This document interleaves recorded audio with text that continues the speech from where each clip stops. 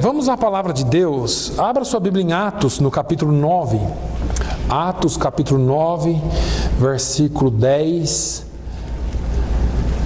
Eu quero convidá-lo a ler comigo ou acompanhar comigo essa palavra. Se você não leu a Bíblia essa semana, você vai tirar o atraso hoje.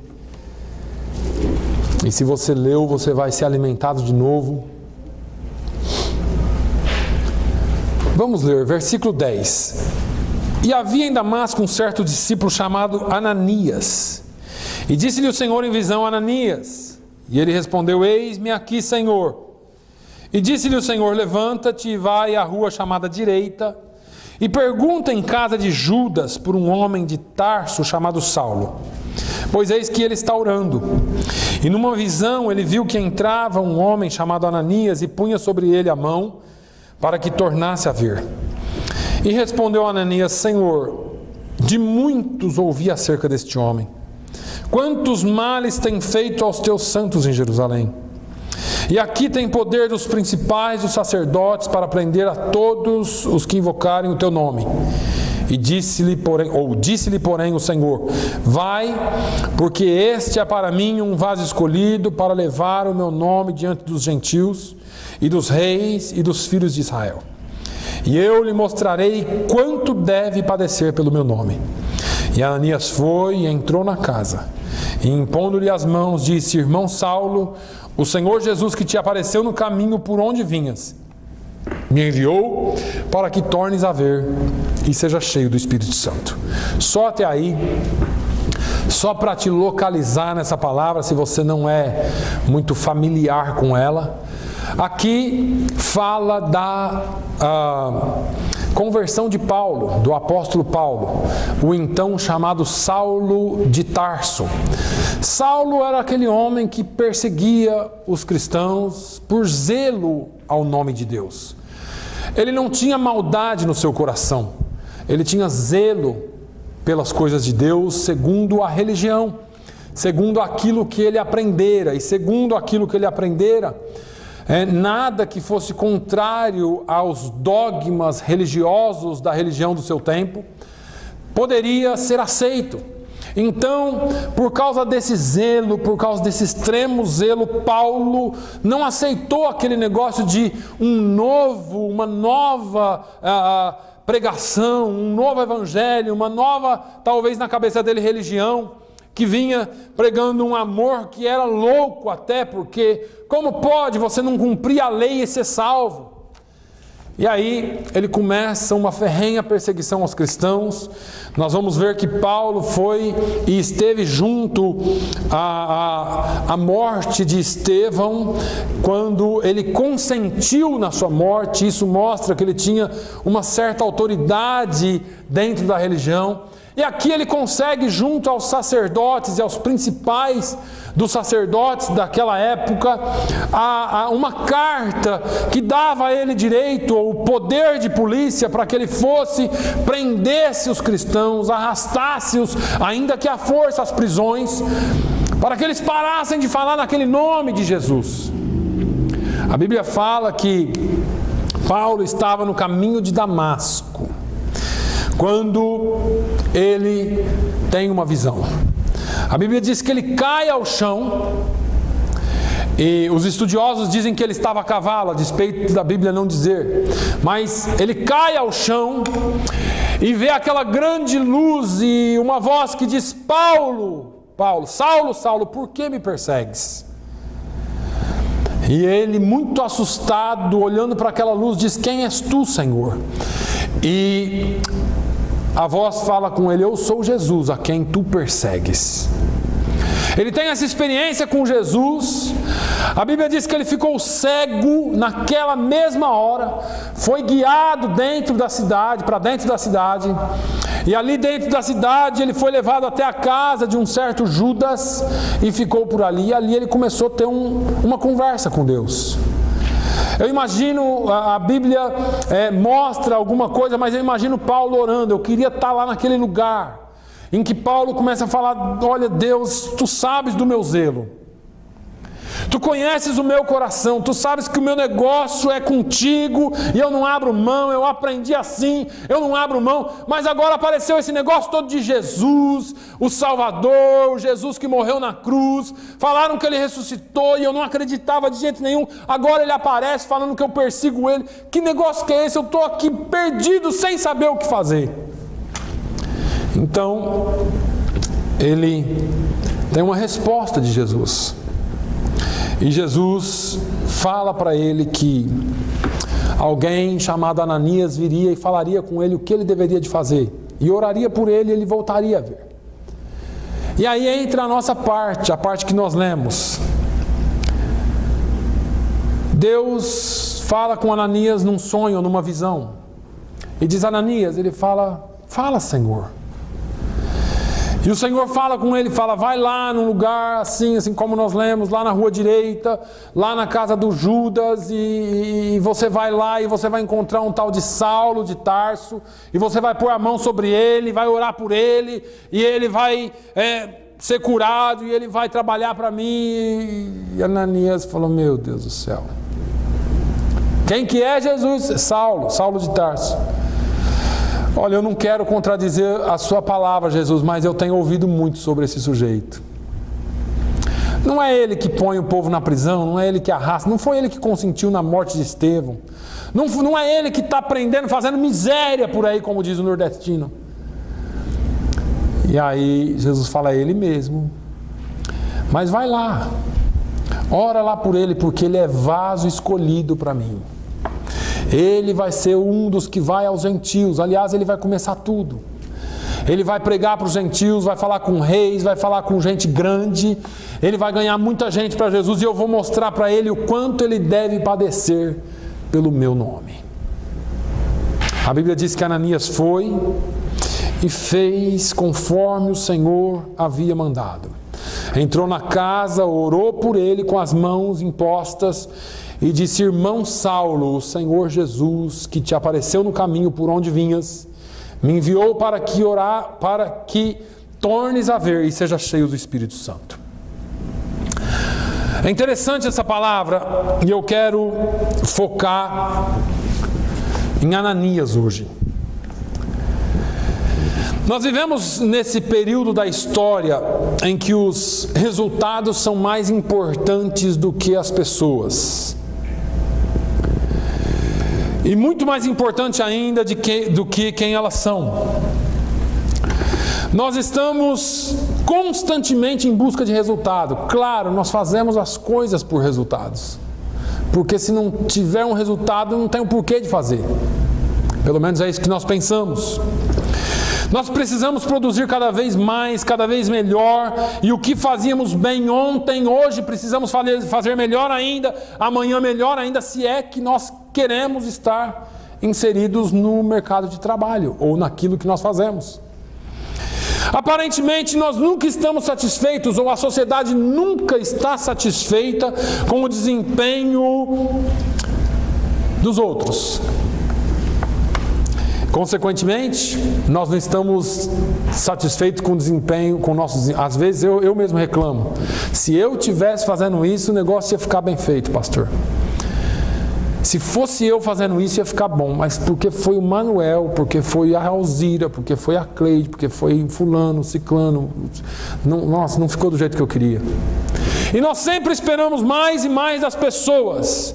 Buscamos mais o aperfeiçoamento pessoal, buscamos mais de forma desenfreada o desempenho de novas funções e assumimos muitas vezes uma carga que nós não podemos levar. Parece que eu estou falando de mim aqui. Tem hora que eu falo, eu não estou conseguindo fazer tudo que eu preciso fazer, então deixa eu tirar umas coisas, aí eu faço uma limpeza na agenda, resolvo não fazer algumas coisas e mesmo assim não dá certo. E por muitas vezes nós desejamos ser como os outros, né? Eu queria ser como fulano, eu queria ter estudado como ciclano, eu queria fazer igual ele faz. Eu não sei o senhor, pastor Carlos, mas às vezes eu quero ser igual ao outro. Eu queria ser que nem o pastor Carlos, eu queria ser que nem o pastor Ron, igual o pastor John, igual o fulano. E a gente fica naquela busca de querer ser como os outros, não de falar como, de ter, como tem aí os aqueles imitadores de pastores, né? Não dessa forma, mas eu falo a forma às vezes a paciência, você inveja, uma santa inveja da paciência, da sabedoria do outro, né? E a gente está sempre buscando ser igual, e é muito importante que a gente deixe as coisas um pouquinho de lado e sejamos aquilo que Deus quer que nós sejamos. É claro que nós sempre olhamos para ser igual àqueles que aparecem, né? A irmã que limpa a igreja, ninguém quer ser como ela, né? Aquele que trabalha nos bastidores, às vezes não aparece. Agora, sem dúvida, nós somos conhecedores da vida do apóstolo Paulo. Sem dúvidas, nós conhecemos aquilo que ele fez, a relevância que ele teve para o cristianismo, para a pregação do evangelho. E algumas vezes nós admiramos. Eu sou um admirador do apóstolo Paulo. Eu gosto dele, eu estudei já sobre ele, continuo aprendendo. A gente fica... Se você entra nos pormenores da vida dele, das coisas que ele fez, você fica, meu Deus, se eu pudesse fazer um pouquinho, mas ninguém quer passar por o que ele passou. Agora, nos focamos nos grandes homens, mas os bastidores nós não nos focamos muito. E é por isso que hoje eu quero falar com você sobre o Ananias. E por que é que eu quero falar sobre o Ananias? Porque o Ananias, aparecem alguns Ananias no Novo Testamento, mas segundo estudos, todos eles são diferentes pessoas. E esse Ananias aqui, se eu não estou muito errado, ele aparece uma vez só na Bíblia. Essa é a única vez que esse discípulo chamado Ananias aparece na Bíblia. Uma única vezinha. Não tem muita importância o Ananias. Porque o Ananias, ele não foi um desbravador do Evangelho. O Ananias, ele não foi um grande homem de Deus, pelo menos não está escrito. Se ele foi, e eu tenho certeza que foi, mas talvez não tenha sido aquele cara up front, aquele que vai e abre, arregaça as mangas e faz. Não, eu acredito que esse homem aqui, ele era mais aquele quietinho, de oração, porque nós vamos ver aqui que ele tinha intimidade com Deus. Esse aqui não era o que cantava, não era o que pregava, não era o que fazia isso, o que fazia aquilo, aquele que está sempre fazendo, não. Esse Ananias aqui, ele era mais quietinho. O nome dele significa Yahvé tratou graciosamente. Yahvé tratou graciosamente. Existe, como eu disse, algumas referências de Ananias, ou a alguns Ananias, mas esse é o Ananias. É interessante que a Bíblia começa retratando que no versículo 10, e havia em Damasco um certo discípulo chamado Ananias, e disse-lhe o Senhor em visão, Ananias. E ele respondeu, eis-me aqui, Senhor. A Bíblia não dá detalhes disso, mas eu fico imaginando o cara.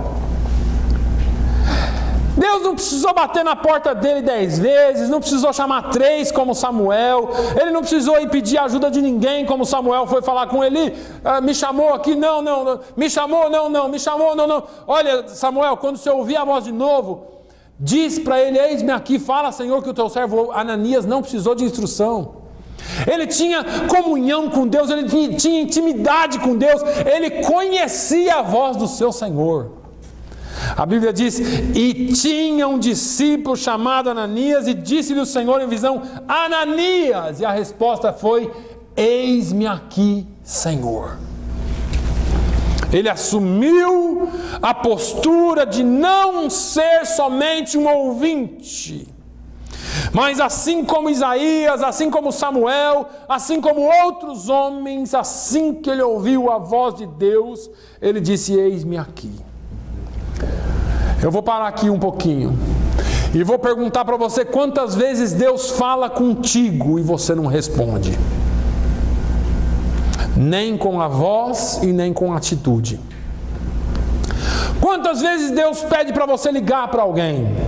Quantas vezes Deus fala para você orar por alguém? Quantas vezes Deus te acorda no meio da madrugada para orar por aquele irmãozinho, por aquela irmãzinha, pelo pastor, pelo vizinho, pelo filho, seja lá para quem for, e você vira do lado e dorme? Quantas vezes Deus nos chama e por causa que nós estamos muito ocupados, nós não temos a resposta: eis-me aqui, Senhor. Ele assumiu a sua postura de crente. O Senhor conhecia o coração de Ananias. Chama Ananias e determina o que precisa ser feito. Agora, eu tenho algumas coisas que eu quero destacar aqui. Ananias era um homem que permanecia em comunhão com o seu Senhor. Ele era capaz de reconhecer prontamente a voz de Deus. Prontamente. Quando o Senhor chamou Ananias, ele respondeu sem hesitar. Mais do que isso, ele reconheceu a voz de Deus. Irmãos, a igreja está falta em discernimento para reconhecer a voz de Deus. Vocês me desculpem, e quem estiver me assistindo desculpe também, mas qualquer coisa que sobe no púlpito e fala que em nome de Deus ou em nome de Jesus, tem gente fazendo festa e sendo enganado por lobos devoradores. A minha pergunta é: onde estão os verdadeiros profetas e discípulos do Senhor?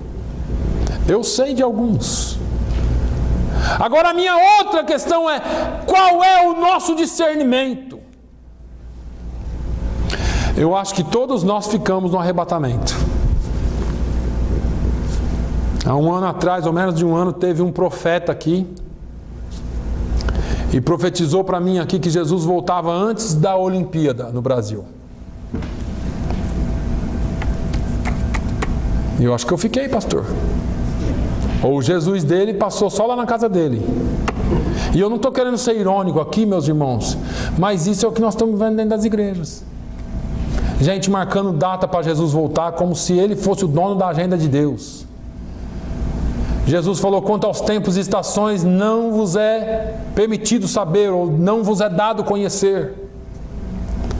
Não é a nós que Jesus tem que prestar satisfação, entenda isso. Se você e eu seguimos os passos dele aqui, eu quero lá saber se ele vem de dia, de noite, hoje, amanhã, depois. Eu quero estar preparado para quando ele vier e eu me encontrar com ele nas nuvens. Não importa, ele pode vir para mim hoje, eu falo isso aqui, vez por outra, eu posso cair aqui agora morto. Onde é que eu vou passar a eternidade? É um problema meu e dele. Tem um tal de um evangelho do desespero, um evangelho da morte, um evangelho da destruição, que vai cair isso, que vai matar, que vai ter ataque terrorista, que vai... Só profetiza desgraça em cima de desgraça, mas Jesus não veio profetizando um monte de desgraça, ele nos alertou sobre o fim, mas com relação às pessoas ele amou profundamente. Eu já falei para vocês aqui,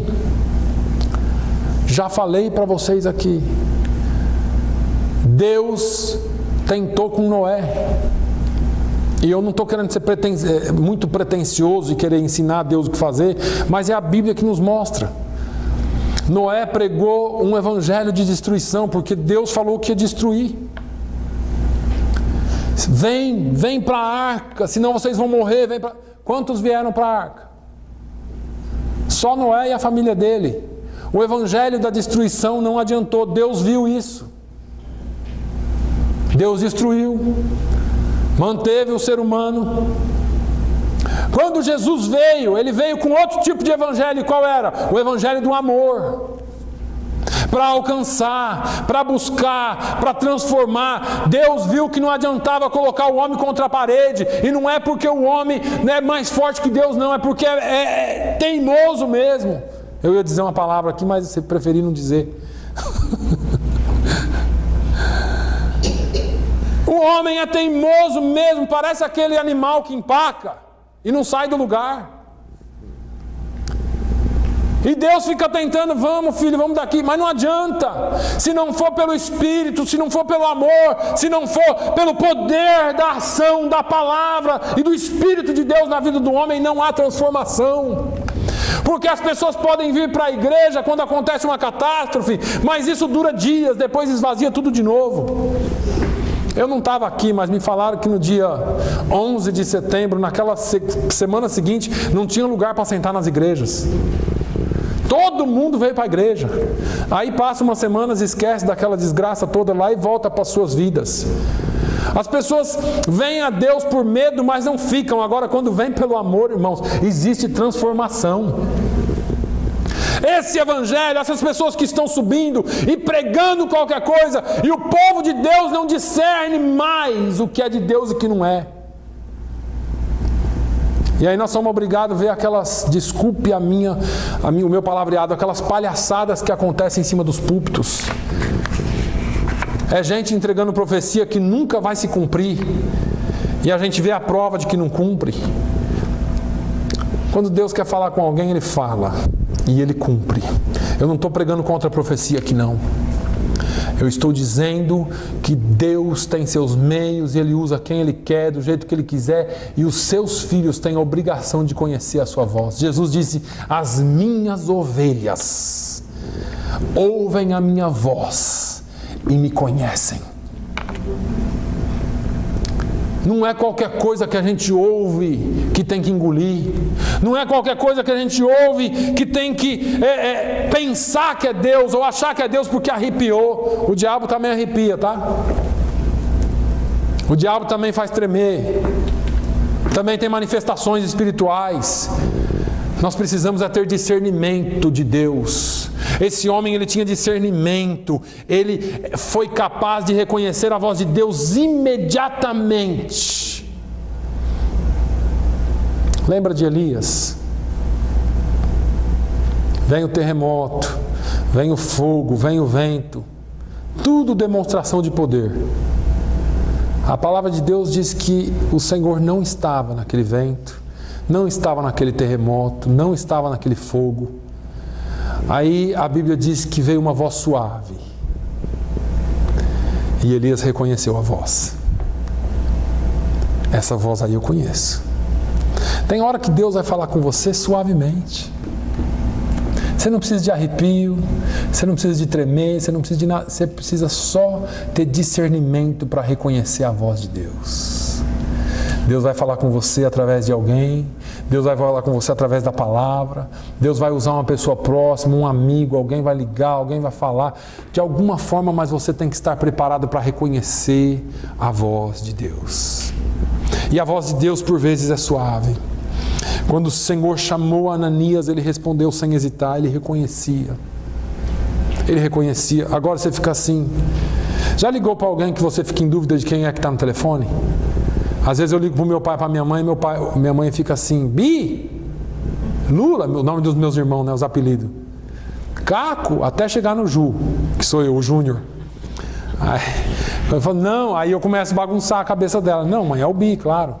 E não é o Bi, que eu sou o Ju. E aí fica aquela bagunça. Mas nós somos assim, agora com Deus não. Com Deus você precisa reconhecer a voz dele rápido. Instantâneo. Deus falou com você, você tem que pegar aquilo. Deus falou comigo e saber que foi Ele.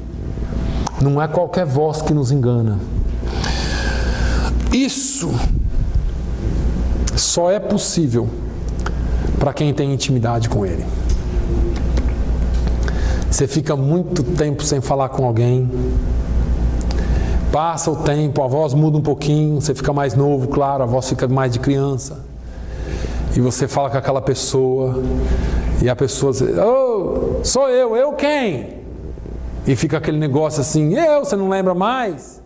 Não, fala mais um pouquinho, seu cérebro está tentando reconhecer. Reconhece, mas não sabe quem é. Reconhece, mas não sabe quem é. Mas se você tem intimidade, você sabe quem é imediatamente.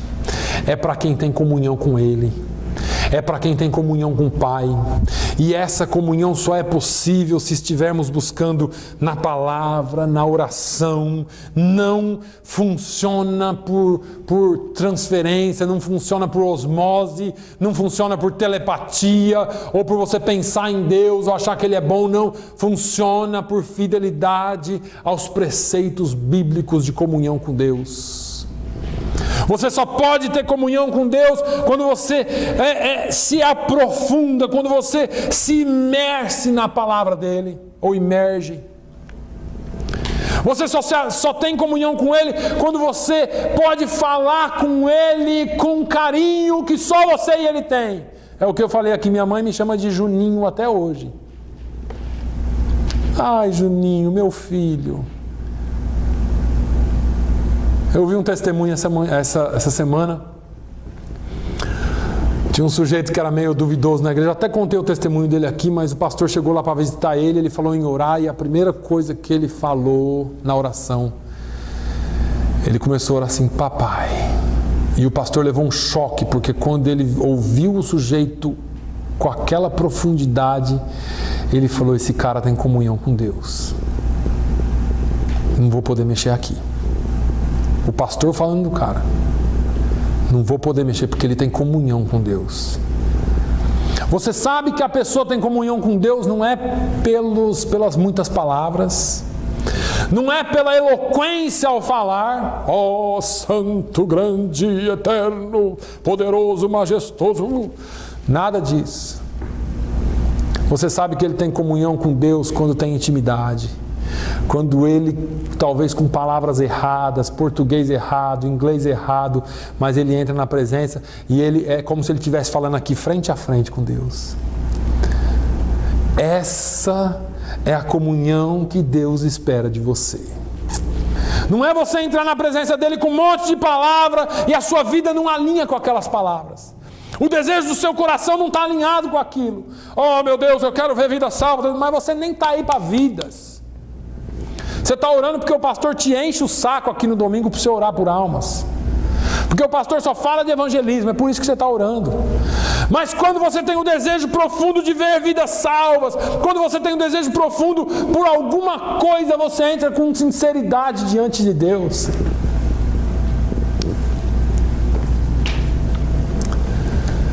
Você precisa entrar no profundo.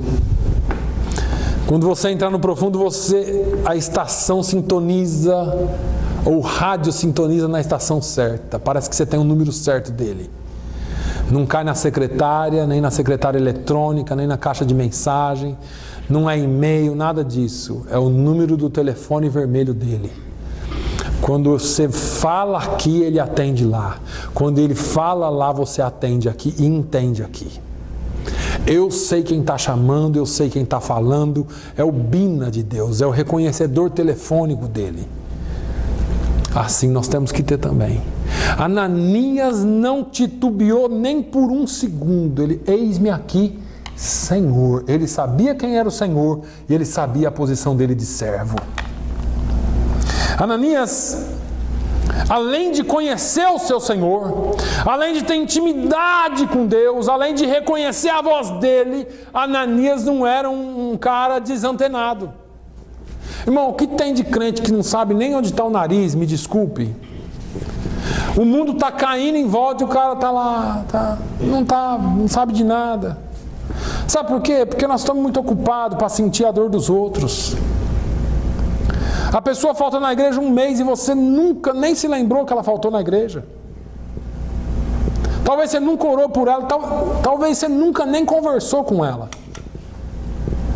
Eu falei aqui essa manhã, tem gente que está aqui na igreja, falei, começa a olhar a sua volta e ver, porque talvez tenha pessoas aqui que você nunca nem oi falou. Nem cumprimentou, nem sentou para conversar um pouquinho. Irmãos, nós temos que ir lá fora sim, mas às vezes a necessidade está aqui dentro do seu lado. A solidão está do seu lado, a tristeza está do seu lado, a depressão está do seu lado, mas você não tem sensibilidade para sentir o que o outro está sentindo. Não está antenado, não está ligado, né? É o crente desligado, precisa de choque para pegar no tranco. Ananias estava ligado com o que estava acontecendo. Quando o Senhor ordenou a Ananias, ele levou um susto. Falei aqui, a Bíblia é bem clara: Senhor, eu reconheço a sua voz, eu sei que é o Senhor, mas o Senhor não está enganado? Esse aí não é o tal do Saulo de Tarso, que está prendendo todo mundo, que está arrastando todo mundo para a cadeia, que se bobear ele até apedreja ou ele consente. Jesus, fala sério. Ele sabia o que estava acontecendo. Senhor, de muitos ouvi, versículo 13, de muitos ouvi acerca deste homem. Quantos males tem feito aos teus santos em Jerusalém? E olha, ele tem poder, talvez o senhor não está sabendo, Jesus, mas ele tem poder dos principais, dos sacerdotes, para prender a todos que invocam o teu nome.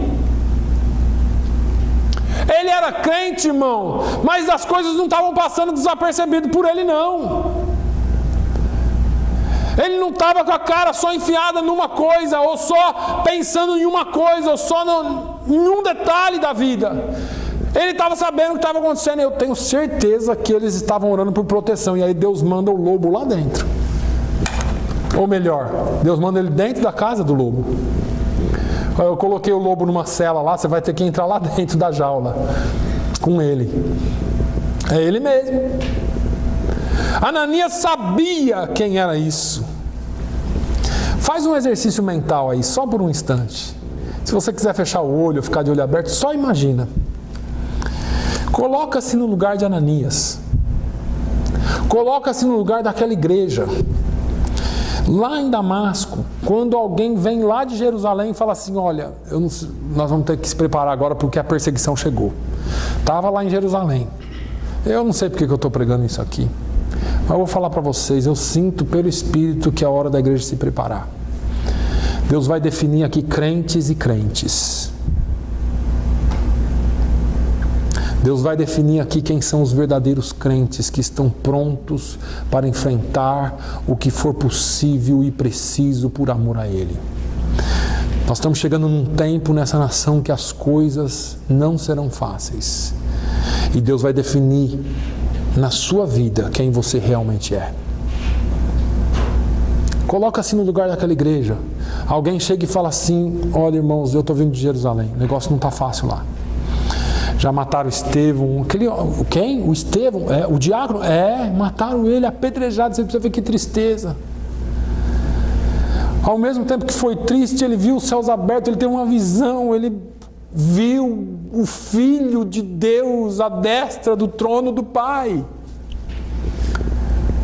Só que foi muito triste a gente ver ele ali sendo apedrejado, o rosto dele brilhava, ele via a glória de Deus e a fúria daqueles homens. E eu acho que quem veio de Jerusalém para Damasco não era nem tão crente assim. Porque não focou tanto no brilho que havia no rosto de Estevão, mas focou na ira daqueles homens. E falou, eu não queria dizer para vocês, eu não queria dar essa notícia, mas eu fui encarregado. Eles estão vindo para cá, sabe quem está vindo? Quem? O Saulo.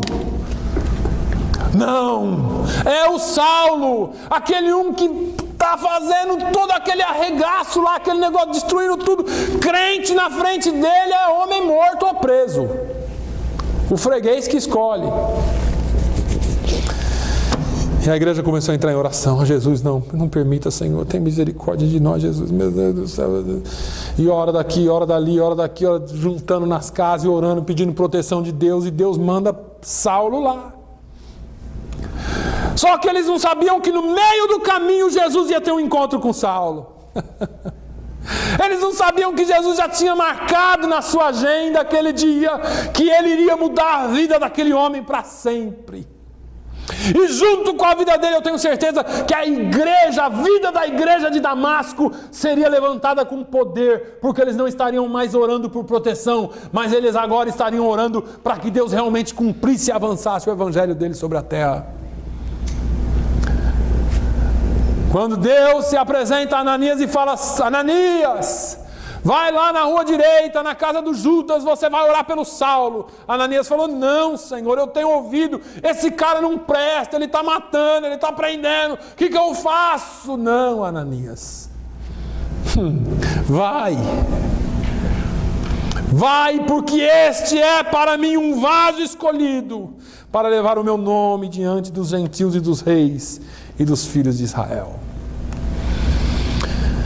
Deus ordenou a Ananias, ele estava ligado em tudo que estava acontecendo, e porque ele estava ligado, ele conversou com Deus. Ananias também não era um desavisado. Deixa eu te falar, irmãos, no ponto de vista humano, estar no centro da vontade de Deus não é o lugar mais seguro. No ponto de vista humano. Porque para muitos falar, eu quero estar no centro da vontade de Deus, porque ele acha que ele vai ser intocável, que não vai lhe acontecer nada, que ele não vai passar necessidade. E no ponto de vista de Deus, estar no centro da vontade dele é estar no centro da vontade dele, independente do que você tiver que enfrentar. Existe a graça que salva, existe a graça que nos livra, e existe a graça que nos capacita. A graça de Deus estará sobre você. Se vai ser para te livrar um problema de Deus, se vai ser para você enfrentar e capacitar para que você enfrente, é um problema dele também. Agora, Ananias foi obediente à vontade de Deus. Ele entrou no centro da vontade de Deus. Tá bom, Jesus, eu vou lá. Se ele me matar, não foi isso que ele falou. Ananias, eu tive encontro com ele, ou melhor, ele teve encontro comigo. Vai lá, você vai orar por ele para que ele seja curado e para que ele receba o Espírito Santo, para que ele seja cheio de fogo. Opa! Aí Deus chama você e fala, eu quero que você vá lá na cadeia de Dartmouth, ou em Bristol, e procure lá o preso da cela 26. Fala com o diretor da cadeia, eu já estou preparando todo o caminho para você. Vai lá e ore por ele, que ele é um vaso escolhido para mim. E tá cheio de crente aqui que vai, tenho certeza. Você vai falar, você vai pensar que você ficou louco, que você bebeu alguma coisa estragada, comeu alguma coisa estragada, porque isso que teve esse sonho, essa visão. Mas ir lá na cadeia, orar por alguém. Que coisa doida que é essa? Aí vem Deus e fala com Ananias. Ananias não titubeou. Ananias questionou a Deus, falou com Deus, perguntou para ele para esclarecer bem. Deus esclareceu e ele foi. A obediência de Ananias ao Senhor não era uma obediência cega, sem razão. E é isso que eu quero dizer para vocês. Tem crente que acha que Deus, por isso que acontece tanta coisa errada. Deus fala, você já tem que ir saindo, fazendo as malas e fazendo... Não. A Bíblia nos dá todos os direitos para nós conversarmos com Deus, para nós perguntarmos a Ele, até para fazer prova com Deus. Não é para provar a Deus, não, é fazer prova com Ele, a respeito de coisas que envolvem a sua vida, o seu ministério, a sua saúde, a sua família. Deus, Ele tem prazer em conversar com você. Ele tem prazer em esclarecer as coisas para você. É nós que aprendemos as coisas do jeito errado e queremos fazer do nosso jeito. Deus mandou, eu vou lá, mas você nem parou para ouvir como que era para fazer. Ananias, Deus deu instruções exatas para ele. Você vai lá, você vai impor as mãos sobre eles, ele vai ser curado e você vai orar para ele ser cheio do Espírito Santo. Entendeu, Ananias? Sim, Senhor. Aí a gente sai fazendo as loucuras em nome de Deus. Como o sujeito fala, Deus falou comigo, eu não esperei 2 vezes. Peguei minha mala e fui, vim aqui, e aí solta as presepadas. A gente precisa entender que Deus tem as coisas em ordem para as nossas vidas. O que o Senhor deseja de nós é uma obediência capaz de compreender a profundidade da ação de Deus no fato. E eu vou te dizer, Deus vai esclarecer para você o que você precisa entender. Ananias, eu acho que ele nem sabia. Quando Deus falou para ele assim, Paulo vai pregar, vai ser uma bênção em outros lugares, pregar para reis, para príncipes, Paulo vai falar com os gentios. Acho que Ananias pensou que ele ia falar com uma meia dúzia de gente. Ele não tinha noção da magnitude da bênção que Deus estava preparando na vida de Paulo, ou da arma que Deus estava preparando para atacar o inimigo. Muitas vezes nós não temos noção, mas aquela pessoa que você deixou de falar, aquela pessoa que você deixou de orar por, aquela pessoa que você deixou de compartilhar o Evangelho, ou de dar um abraço quando Deus se incomodou, ou de fazer uma ligação, aquela talvez é uma arma na mão de Deus, e Deus quer usar você para abençoar a vida dela. Você só não entendeu, você só não reconheceu a voz de Deus. Ananias compreendeu que o Senhor haveria de usar Saulo. Talvez não compreendeu em toda a magnitude, mas compreendeu que Deus tinha um plano. E esta obediência de Ananias, ela é pautada numa fé que pensa, não é uma fé burra. É uma fé que fez com que ele dialogasse com Deus, desenvolvesse um diálogo com Deus, e Deus deu respostas. Quantas vezes a gente pensa que as coisas de Deus são mágicas, né? E eu vivo falando aqui que Deus não é um mágico de palco que tira um coelho de dentro de uma cartola. Deus, é o Criador, Ele é o dono de todas as coisas. Se nós tivermos intimidade com eles, irmãos, vocês não sabem o que nós podemos fazer nesse mundo. O fato é que nem nós acreditamos nisso. Quando eu terminei de pregar aqui hoje de manhã, alguém me chamou de lado e disse assim: pastor, eu quero participar, eu quero fazer parte, tem algum lugar para mim, eu preciso, eu entendi a voz de Deus, eu quero fazer parte disso. Eu falei: tem, e é isso que Deus está nos chamando a fazer. Irmãos, é uma fé que você concorda, discorda, mas você tem condições de conversar porque tem intimidade.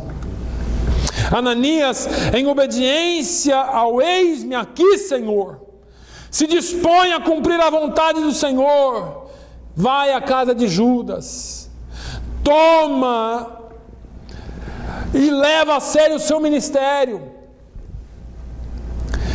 com fé anuncia a Saulo que foi Deus que mandou ele lá. Ora, no versículo 18, a Bíblia fala: e logo lhe caíram dos olhos como que umas escamas, e recuperou a vista, e levantando-se foi batizado. Irmãos, eu acho que Paulo estava com catarata, e por causa da luz forte, que luz aumenta a catarata, o brilho da luz de Jesus fez ele. Eu estou tentando explicar cientificamente que não tem explicação, mas eu fico imaginando aquela cirurgia que eles fazem para tirar aquela película da catarata dos seus olhos. Jesus operou ali na hora na vida de Saulo.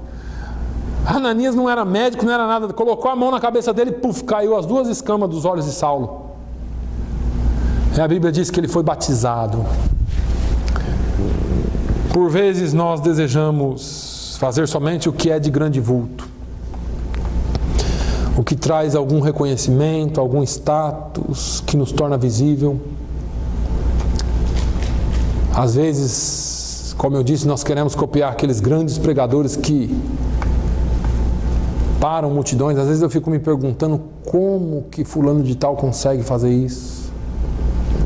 Como que ciclano consegue marcar uma conferência para 20, 30 mil, 100 mil pessoas?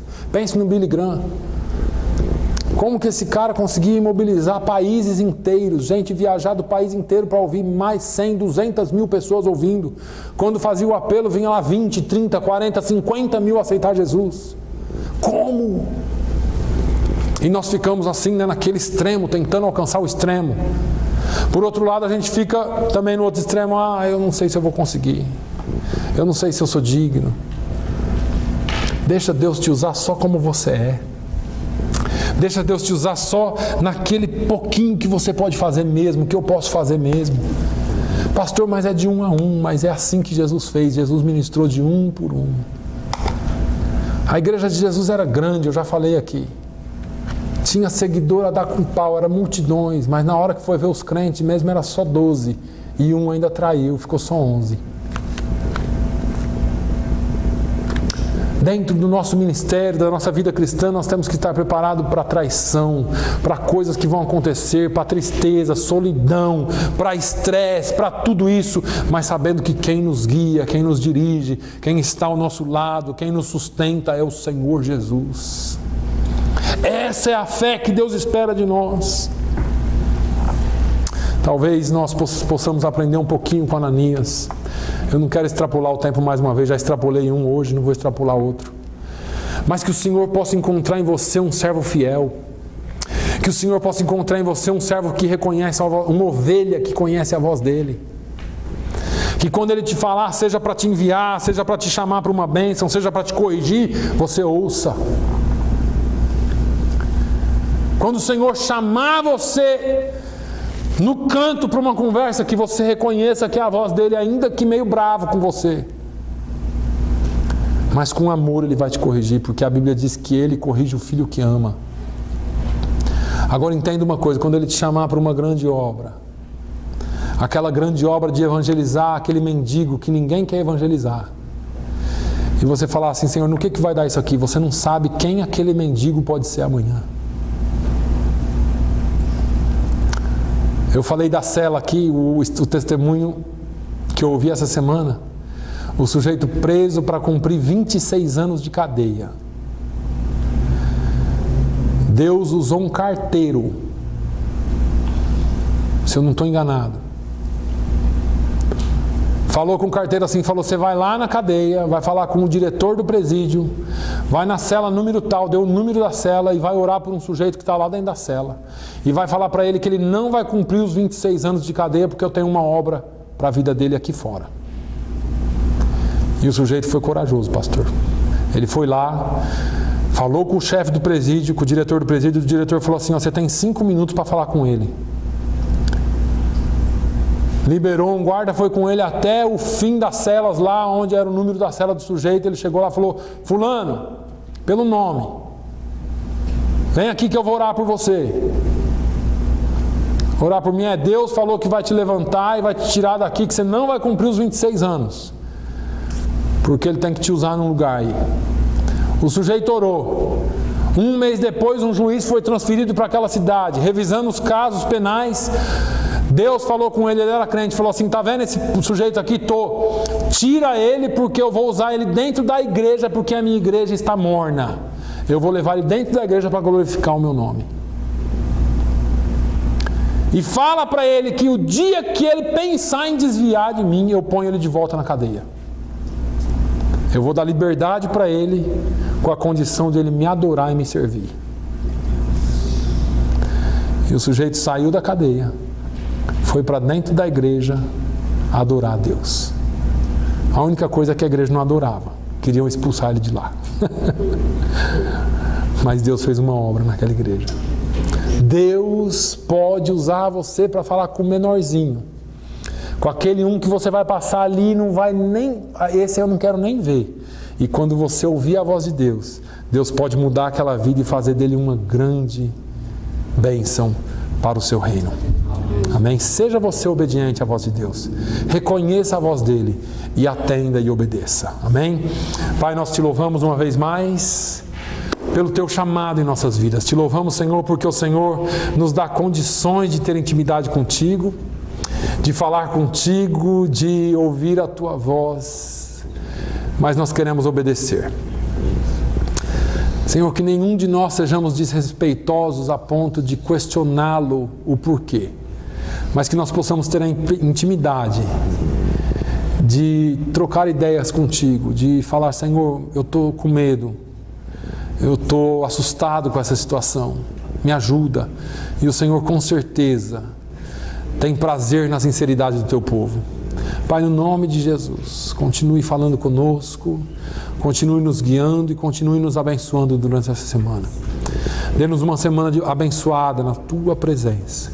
Que o Senhor esteja conosco, que o Senhor fique conosco e que o Senhor use as nossas vidas durante essa semana, poderosamente. No nome de Jesus é que eu te peço e agradeço. Amém. Que o amor de Deus, a graça do nosso Senhor e Salvador Jesus Cristo, a comunhão e a consolação do Espírito Santo seja sobre todo o povo de Deus, hoje e sempre. Todos digam... Amém.